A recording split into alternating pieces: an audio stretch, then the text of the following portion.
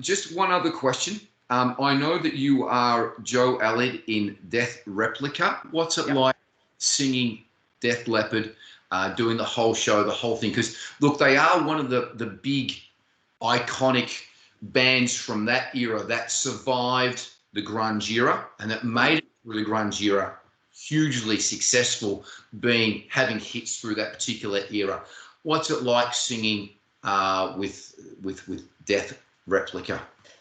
Well, Def Leppard for me, I was a big fan when they put an album out in 1981 called High and Dry, and they had a guy called Mutt Lang producing them, who just done AC/DC, Back in Black, that kind of stuff. Darren, great producer. Darren, sorry, you said 91. I think it's 80. Oh, so 81. Let me correct that. Back in 81. I got an album by Def Leppard called High and Dry. I think Slang came out in the 90s, didn't it? Yeah, Slang was in the 90s. Yeah, a long way away from that. Let me say, guys, that the High and Dry album, did that have Me and My Wine on it? Yeah, Me and My Wine was an actual sort of added-on single. It was more like a B-side, and it wasn't actually on the first album.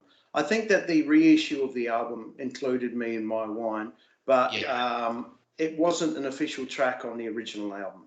It had Let It Go on it, didn't it? Let It Go, High and Dry, another hit and run, and the big single, which was Bring It On the Heartbreak. What an album. What an album.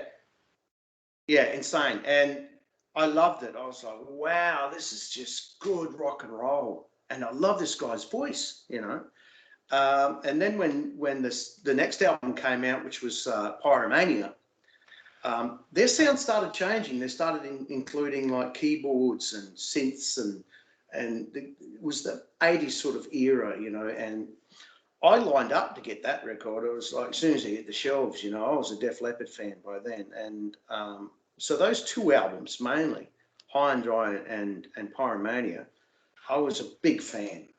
And it was a big influence on me. And it was funny because I got in contact with Def Replica. They were looking for a singer.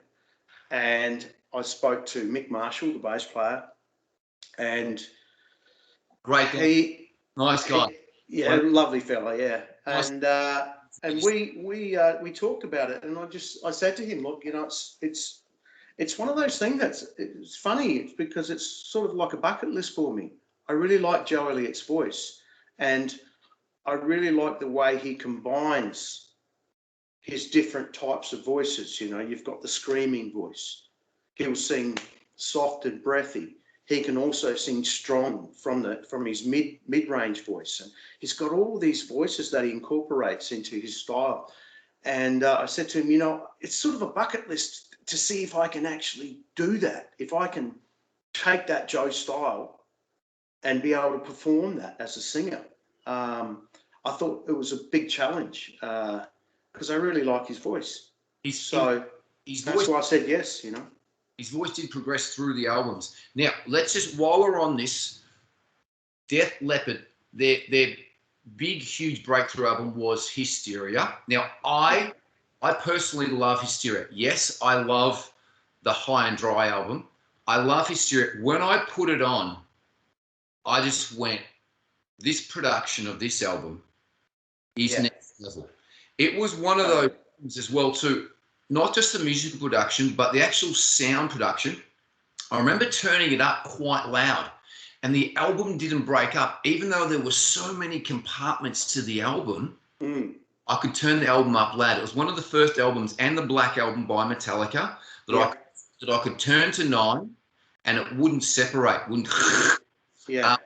But I was blown away by the whole album. I just went, wow. And it took me a couple of days to process it. And I just think, this is great. Just the production songs that he's... It was so good to see them come back with the drummer, lost his arm as well. He had to relearn, everything. It was just, they'd been through so much, Def Leppard, and they managed to hold hold their ground and continue. And you know, you got to hats off for that kind of thing as well. So yeah,